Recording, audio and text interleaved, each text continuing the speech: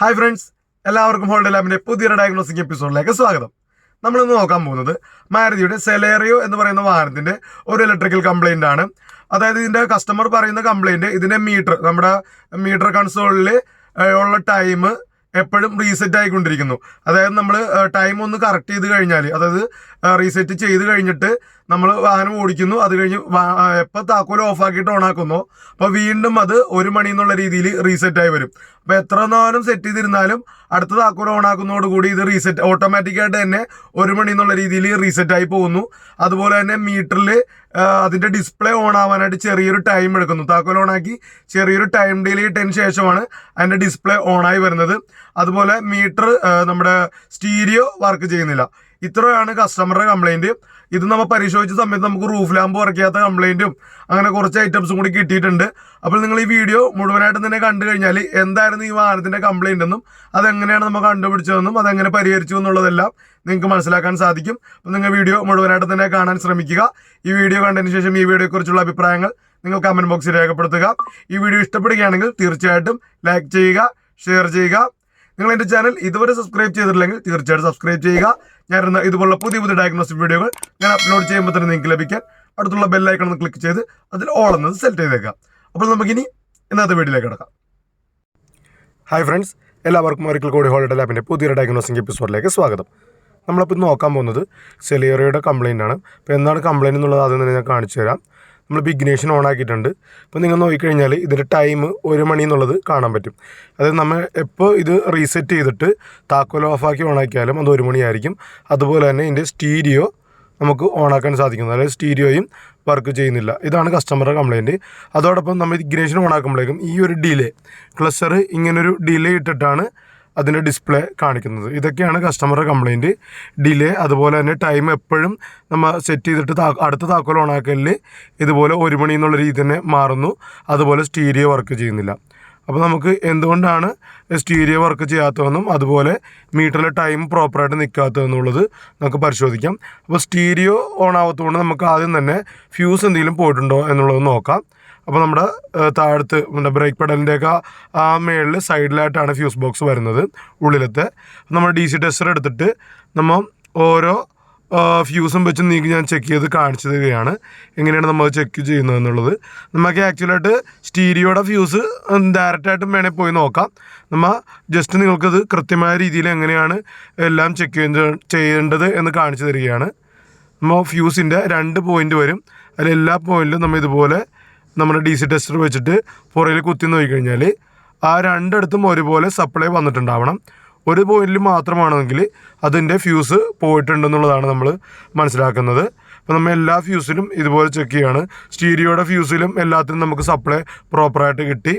നമ്മൾ ഈ ഒരു ഫ്യൂസ്, അതായത് ഈ കാണുന്ന ഒരു 15 ആമ്പിയറിൻ്റെ ഫ്യൂസ് നമ്മൾ ചെക്ക് ചെയ്യുമ്പോഴേക്കും അതിൻ്റെ ഒരു പോയിന്റിൽ ചെക്ക് ചെയ്യുമ്പോഴേക്കും നമുക്ക് സപ്ലൈ വരുന്നതായിട്ട് കാണുന്നുണ്ട്, മറ്റൊരു പോയിന്റിൽ സപ്ലൈ വരുന്നതായിട്ട് കാണുന്നില്ല. അതായത് ആ ഫ്യൂസ് കംപ്ലൈൻ്റ് ആയി കിടക്കുന്നത്, അതായത് ആ ഫ്യൂസ് പൊട്ടിയിട്ടുണ്ടെന്നുള്ളതാണ് നമുക്ക് മനസ്സിലാക്കാൻ സാധിക്കുന്നത്. നമുക്ക് അതുപോലെ സൈഡിലുള്ള 2 ഫ്യൂസും കൂടി ഉണ്ട്, അതും കൂടി ചെക്ക് ചെയ്യാം. അപ്പോൾ ഇത് പോയിട്ടില്ല, ഇതും പോയിട്ടില്ല, ഈ സൈഡും പോയിട്ടില്ല. അപ്പോൾ ഇതിന് അഡീഷണൽ ആയിട്ടുള്ള ഫ്യൂസുകളൊന്നും പോയിട്ടില്ല. ഈ കാണുന്ന 15 ആമ്പിയറിൻ്റെ ഫ്യൂസ് മാത്രമാണ് നമുക്ക് പ്രോപ്പറായിട്ട് കണക്ഷൻ കിട്ടാത്തതായിട്ട് മനസ്സിലാക്കുന്നത്. അപ്പോൾ നമ്മൾ അതിൻ്റെ ഫ്യൂസ് കവർ എടുത്ത് നോക്കിക്കഴിഞ്ഞാൽ അത് ഏത് ഫ്യൂസാണെന്നുള്ളത് പരിശോധിക്കാം. നമുക്ക് ഡൂം എന്ന് പറയുന്ന 15 ആമ്പിയറിൻ്റെ ഫ്യൂസാണ് അതിൽ പോയതായിട്ട് കാണുന്നത്. ഡൂം നമ്മുടെ റൂഫ് ലാമ്പുമായിട്ട് ബന്ധപ്പെട്ട ഫ്യൂസാണ്. അപ്പോൾ മിക്കവാറും റൂഫ് ലാമ്പും വർക്ക് ചെയ്യാത്ത കണ്ടീഷൻ തന്നെ ആയിരിക്കണം.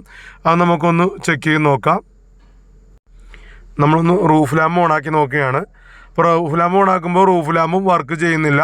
അപ്പോൾ കസ്റ്റമർ അങ്ങനെ ഒരു കംപ്ലയിൻറ്റ് നമ്മുടെ അടുത്ത് പറഞ്ഞില്ല, പക്ഷേ ഇതിൻ്റെ റൂഫ് ലാമ്പും വർക്ക് ചെയ്യുന്നില്ല. അപ്പോൾ നമുക്ക് ആ പോയേക്കണതിൽ 15 ആമ്പിയർ ഫ്യൂസ് ഇടാം. അപ്പോൾ നമ്മൾ എഞ്ചിൻ റൂമിൽ വന്നു കഴിഞ്ഞാൽ ബാറ്ററിയുടെ അടുത്ത് ഒരു വേറെ ഫ്യൂസ് ബോക്സ് ഉണ്ട്, ഫ്യൂസും റിലേ ബോക്സ് ആണ്. അപ്പോൾ ഇതിൽ നമ്മൾ നോക്കിക്കഴിഞ്ഞാൽ ഇതിൽ സ്പെയർ ഫ്യൂസുകൾ ഇരിപ്പുണ്ടാകും. അതുപോലെ ആ പുള്ളർ ഈ ബോക്സിൻ്റെ ഉള്ളിലാണ് ഉണ്ടാവുക. അപ്പോൾ നമ്മൾ ഈ പുള്ളർ എടുത്തിട്ട് ആ 15 ആമ്പിയർ ഫ്യൂസ് ഊരിയെടുക്കുക. ജസ്റ്റ് ഇതുപോലെ അകത്തിയിട്ട് ആ ഫ്യൂസിലോട്ട് ഇടുക, എന്നിട്ട് അതിൻ്റെ അടിഭാഗത്ത് പ്രസ് ചെയ്ത് പൊക്കുക. ഇതുപോലെ തന്നെയാണ് നമ്മൾ ഫ്യൂസ് ബോക്സിലുള്ള ഫ്യൂസും, അതായത് പിടിപ്പിച്ച് വെച്ചിരിക്കുന്ന ഫ്യൂസ് ഊരണത്. അപ്പോൾ നമ്മൾ ഫ്യൂസ് റിമൂവ് ചെയ്തെടുത്തിട്ടുണ്ട്. അപ്പോൾ ഇതിൽ നിങ്ങൾ നോക്കിക്കഴിഞ്ഞാൽ ഉള്ളിൽ ഒരു റാ പോലെ കണക്ഷൻ കാണാം. അതായത് അതിൻ്റെ 2 സൈഡിലെ കാല് തമ്മിൽ അതിൽ കോണ്ടാക്ട് ചെയ്തിരിക്കുന്നതാണ്. അപ്പോൾ അത് കട്ടായാലാണ് നമ്മൾ ഫ്യൂസ് പോയി എന്ന് പറയണത്. ഇനി നമുക്ക് വണ്ടീൻ്റെ ഉള്ളിലത്തെ 15ൻ്റെ ഫ്യൂസ് റിമൂവ് ചെയ്യാം. നമ്മൾ പുള്ളർ ഇതുപോലെ വെക്കുക, അതിനുശേഷം അടിഭാഗത്ത് പ്രസ് ചെയ്തിട്ട് വലിക്കുക. അപ്പോൾ ഇതുപോലെ ഊരിപ്പോരും. അപ്പോൾ നിങ്ങൾ ഈ ഫ്യൂസ് കണ്ടു കഴിഞ്ഞാൽ അതിൻ്റെ ഉള്ളിലത്തെ ആ പോലത്തെ ആ കോണ്ടാക്റ്റ് കട്ടായക്കണത് കാണാൻ പറ്റും. അതായത് അത് തമ്മിലുള്ള കണക്ഷൻ കട്ടായി, അതായത് ഫ്യൂസ് പോയി. അപ്പോൾ നമ്മൾ ഇപ്പോൾ കൊണ്ടുവന്ന ഫ്യൂസാണ് ഈ കാണുന്നത് നമ്മുടെ ഉള്ളിലെ ഫ്യൂസ് ബോക്സിൽ നിന്ന്. ഇനി ഈ നല്ല ഫ്യൂസ് നമുക്ക് ആ 15 ആമ്പിയറിൻ്റെ ഊരിയെടുത്ത ആ സ്പോട്ടിലായിട്ട് തിരിച്ച് പിടിപ്പിക്കാം. അപ്പം ഫ്യൂസ് അതിലൊക്കെ പിടിപ്പിച്ചിട്ടുണ്ട്. ഇപ്പം നമ്മൾ ഫ്യൂസ് ഇട്ട് കഴിഞ്ഞപ്പോൾ തന്നെ നമുക്ക് വണ്ടീൻ്റെ ഉള്ളിൽ നിന്ന് നമ്മുടെ കീനിൻ്റെയൊക്കെ ഒരു സൗണ്ട് ഉണ്ട്, ബസർ വരയ്ക്കുന്ന, അത് കേൾക്കാൻ തുടങ്ങിയിട്ടുണ്ട്. നമുക്കിനി നമ്മൾ ടെസ്റ്റർ വെച്ച് ഒന്ന് സപ്ലൈ ചെക്ക് ചെയ്ത് നോക്കാം ഫ്യൂസിൻ്റെ 2 പോയിന്റിലും വരുന്നുണ്ടോ എന്നുള്ളത്. ഫ്യൂസിൻ്റെ 2 പോയിന്റിലും തന്നെ സപ്ലൈ വരാൻ തുടങ്ങിയിട്ടുണ്ട്. അപ്പോൾ ആ ഡൂമിൻ്റെ ഫ്യൂസ് ഇപ്പോൾ അതിൽ കൂടി പോകണ സപ്ലൈ കറക്റ്റായിട്ടുണ്ട്. ഇനി നമുക്ക് റൂഫ് ലാമ്പ് ഒന്ന് ഓണാക്കി നോക്കാം. അതുപോലെ തന്നെ ഈ മീറ്ററിൽ ഈ ഡോറിൻ്റെ വാണിംഗ് ലാമ്പും വന്നിട്ടുണ്ട്. റൂഫ് ലാമ്പ് നമ്മൾ ഓണാക്കി. റൂഫ് ലാമ്പ് പ്രോപ്പറായിട്ട് തന്നെ ഇപ്പോൾ വർക്ക് ചെയ്യാൻ തുടങ്ങിയിട്ടുണ്ട്. നമുക്ക് ഇനി ഒന്ന് ഇഗ്നേഷൻ ഓണാക്കി നോക്കാം. നമ്മൾ ഇഗ്നേഷൻ ഓണാക്കണതാണ്. ഒറ്റയടിക്ക് തന്നെ വന്നിട്ടുണ്ട്. ആദ്യത്തെ ആ ഒരു വലിയ ഡിലേ ഇപ്പോൾ കാണുന്നില്ല. അതുപോലെ തന്നെ സ്റ്റീരിയോയും ഓണായിട്ടുണ്ട്. ഇപ്പോൾ 12 മണി, അതുപോലെ ഇവിടെ 1 മണി എന്നുള്ള രീതിയിലാണ് കാണിക്കുന്നത്. അപ്പോൾ നമുക്കിനി ആ ടൈം ഒന്ന് ചേഞ്ച് ആവേണ്ടെന്ന് നോക്കണം. അതുപോലെ തന്നെ നമ്മൾ ശ്രദ്ധിച്ചൊരു കാര്യം, ഈ ഒരു ഡോറ് തുറന്നിരിക്കുന്ന ഒരു വാണിംഗ് ലാമ്പ് നേരത്തെ ഫ്യൂസ് പോയ സമയത്ത് ഉണ്ടായിരുന്നില്ല. നമ്മൾ ജസ്റ്റ് ഒന്നത് കാണിച്ചു തരാം. ആ ഫ്യൂസ് ഞാൻ ഒന്നും കൂടി റിമൂവ് ചെയ്തെടുക്കുന്നതാണ്. ഇനി നമ്മൾ നോക്കിക്കഴിഞ്ഞാൽ അതിലൊരു വാണിംഗ് ലാമ്പ് കാണില്ല. ഓക്കെ, അപ്പോൾ ഇത് ഒരു പോയിൻ്റാണ്. ഈ വാണിംഗ് ലാമ്പും കണ്ടില്ല എന്നുണ്ടെങ്കിൽ ആ ഫ്യൂസിന് സാധ്യതയുണ്ട്. റൂഫ് ലാമ്പ് വരയ്ക്കാത്ത കംപ്ലയിൻറ്റ് തന്നെ ആദ്യം കണ്ടാൽ നമ്മൾ ഈ ഡൂമിൻ്റെ ഫ്യൂസാണ് നോക്കണത്. പക്ഷെ അത് കസ്റ്റമർ കംപ്ലയിൻറ്റ് പറയാഞ്ഞുകൊണ്ട് നമ്മൾ ശ്രദ്ധിച്ചില്ല. അപ്പോൾ ഈ ഫ്യൂസ് പോയി കഴിഞ്ഞാൽ ഈ പറയുന്ന ആ വാണിംഗ് ലാമ്പ് ഉണ്ടാവില്ല, ബസർ സൗണ്ട് കേൾക്കില്ല, അതുപോലെ ടൈം റീസെറ്റ് ആയിക്കൊണ്ടിരിക്കും, റൂഫ് ലാമ്പ് വർക്ക് ചെയ്യില്ല, സ്റ്റീരിയോയും വർക്ക് ചെയ്യില്ല. അപ്പോൾ ഇപ്പോൾ നമ്മുടെ റൂഫ് ലാമ്പൊക്കെ കറക്റ്റായിട്ട് തന്നെ വർക്ക് ചെയ്യുന്നുണ്ട്. കണ്ടോ, ഈ വാണിംഗ് ലാമ്പ് ഇപ്പോൾ കറക്റ്റായിട്ട് കാണിക്കുന്നുണ്ട്. ഇനി നമ്മൾ ഇഗ്നേഷൻ ഓണാക്കണതാണ്. ഇഗ്നേഷൻ ഓണാക്കി ഇപ്പോൾ ആ 1 മണി എന്നുള്ളത് നമുക്കിനി വെയിറ്റ് ചെയ്തിട്ട് 1-2 വല്ല ആയി കഴിയുമ്പോൾ ഒന്നും കൂടി ഓഫാക്കിയിട്ട് ഓണാക്കി നോക്കാം. സ്റ്റീരിയോയിലും 12 മണി അത് നമ്മൾ സെറ്റ് ചെയ്തിട്ടില്ല, ആ ടൈം തന്നെയാണ് കിടക്കുന്നത്. നമുക്കൊരു വെയിറ്റ് ചെയ്യാം. 1-1 ആയി, ഇവിടെ 12-1 ആയി, 1-2 ആയി, 12-2. ഇനി നമുക്കൊന്ന് ഇഗ്നേഷൻ ഓഫാക്കിയിട്ട് ഓണാക്കി നോക്കാം. നമ്മൾ ഇഗ്നേഷൻ ഓഫാക്കി ഓണാക്കുകയാണ്. കറക്റ്റായിട്ട് തന്നെ ആ ഓഫായ ടൈം തന്നെ ഓണായി വന്നപ്പോഴും ഉണ്ട്. മറ്റേതായിരുന്നെങ്കിൽ നമ്മൾ ഓഫാക്കി തിരിച്ച് ഓണാക്കി കഴിഞ്ഞാലും കറക്റ്റ് 1 മണി എന്നുള്ള അത് കാണിക്കുമായിരുന്നു. അപ്പോൾ നമ്മുടെ ഈ ഡൂം എന്ന് പറഞ്ഞാൽ 15 ആമ്പിയർ ഫ്യൂസ് പോയതാണ് നമ്മുടെ ഇത്രയും കംപ്ലയിൻറ്റ് വരാനുള്ള കാരണം. അപ്പോൾ നമ്മൾ ആ ഫ്യൂസ് കറക്റ്റ് ചെയ്തിട്ടുണ്ട്. ഈ കവർ ഞാൻ ഊരണം നിങ്ങളെ കാണിച്ചില്ല. ഈ 2 സൈഡിൽ ഇങ്ങനെ പ്രസ് ചെയ്യുന്നൊരു ലെഗ് ഉണ്ട്, അതിൽ നമ്മൾ പ്രസ് ചെയ്തിട്ടാണ് ഇത് ഊരിയെടുക്കുന്നത്. തിരിച്ച് ജസ്റ്റ് അവിടെ തന്നെ വെച്ചിട്ട് പ്രസ് ചെയ്താൽ മതി. അപ്പോൾ നമ്മൾ കറക്റ്റായിട്ട് അതിൻ്റെ ആ ബോക്സിൻ്റെ ഒരു ഫ്യൂസ് ഉള്ളിൽ വന്ന രീതിയിൽ വെച്ചിട്ട് ജസ്റ്റ് ഒന്ന് പ്രസ് ചെയ്താൽ തന്നെ ആ ബോക്സ് അവിടെ ഇരിക്കും. അപ്പോൾ നമ്മൾ നമ്മുടെ ഡൂമിൻ്റെ ഫ്യൂസ് റീപ്ലേസ് ചെയ്തു. നമ്മുടെ കംപ്ലയിൻ്റ് ഒക്കെ ഇപ്പോൾ മാറിയിട്ടുണ്ട്. മീറ്ററിൻ്റെ ആ വലിയ ഡിലേ മാറിയിട്ടുണ്ട്. അതുപോലെ തന്നെ ടൈമും സ്റ്റീരിയോയും ഒക്കെ കറക്റ്റായിട്ടുണ്ട്. ഇപ്പോൾ സ്റ്റീരിയോ എല്ലാം വർക്ക് ചെയ്യാൻ തുടങ്ങിയിട്ടുണ്ട്. നമുക്ക് പാട്ട് കേൾക്കുന്നുണ്ട്.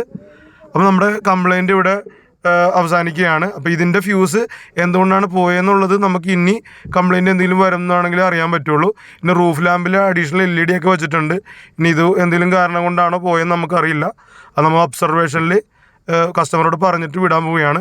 ഇനി പോയി കഴിഞ്ഞാൽ നമ്മൾ ഒന്നും കൂടി നോക്കേണ്ടി വരും. നമ്മൾ സ്പെയറിൽ നിന്ന് ഒരു ഫ്യൂസ് വാങ്ങിച്ചിട്ട് നമ്മൾ ഊരിയെടുത്ത ആ ലൊക്കേഷനിൽ തിരിച്ച് നല്ല ഫ്യൂസ് വെച്ചിട്ടുണ്ട്. പുള്ളറും തിരിച്ച് ഊരിയെടുത്ത് തന്നെ വെച്ചിട്ടുണ്ട്. കാര്യം ഇനിയും എപ്പോഴെങ്കിലും എമർജൻസി ഘട്ടത്തിൽ പോയി കഴിഞ്ഞാൽ ഫ്യൂസ് അവിടെ വെച്ചിട്ടില്ലെങ്കിൽ ഫ്യൂസ് നമുക്ക് എടുത്തിടാനുണ്ടാവില്ല. അപ്പോൾ ഫ്യൂസ് കിട്ടുന്ന സ്ഥലത്ത് എത്തുമ്പോൾ തന്നെ നമ്മൾ ഫ്യൂസ് വാങ്ങിച്ചിട്ട് അതിലിട്ട് അത് വെച്ചോളണം കറക്റ്റായിട്ട് തന്നെ. അപ്പോൾ നമ്മുടെ വീഡിയോയുടെ അവസാനിക്കുകയാണ്. അപ്പോൾ നമ്മുടെ കംപ്ലയിൻറ്റ് എങ്ങനെയാണ് മാറിയുന്നത് നിങ്ങൾ കണ്ടു എന്ന് മനസ്സിലാക്കുന്നു. അപ്പോൾ നിങ്ങൾക്ക് ഈ വീഡിയോ ഇഷ്ടപ്പെടുകയാണെങ്കിൽ തീർച്ചയായിട്ടും ലൈക്ക് ചെയ്യുക, ഷെയർ ചെയ്യുക. ഈ വീഡിയോയെക്കുറിച്ചുള്ള നിങ്ങളുടെ അഭിപ്രായങ്ങൾ കമൻറ്റ് ബോക്സിൽ രേഖപ്പെടുത്തുക. നിങ്ങൾ എൻ്റെ ചാനൽ ഇതുവരെ സബ്സ്ക്രൈബ് ചെയ്തിട്ടില്ലെങ്കിൽ സബ്സ്ക്രൈബ് ചെയ്യുക. ഞാനിടുന്ന ഇതുപോലുള്ള ഡയഗ്നോസിസ് വീഡിയോകൾ ഞാൻ അപ്ലോഡ് ചെയ്യുമ്പോൾ തന്നെ ലഭിക്കാൻ അടുത്തുള്ള ബെൽ ഐക്കൺ ക്ലിക്ക് ചെയ്ത് അതിൽ ഓൾ എന്ന് സെലക്ട് ചെയ്യുക. Thank you for watching my channel.